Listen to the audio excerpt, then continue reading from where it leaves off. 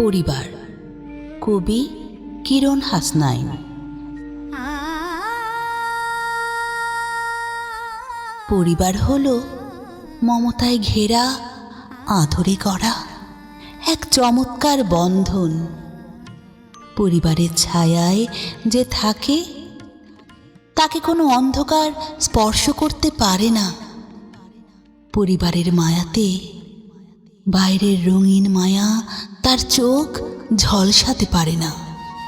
পরিবার পারে মানুষকে কলুষতা থেকে দূরে রাখতে। পরিবার পারে মানুষকে মানুষের মতো মানুষ করে গড়ে তুলতে।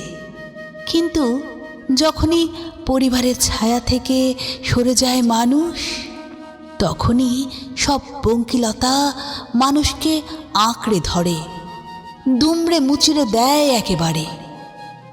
তাই পরিবারের মায়া ছায়া হারাতে নেই, জড়িয়ে থাকতে হয় স্নেহের বন্ধনে আজীবন ধরে, আজীবন ধরে।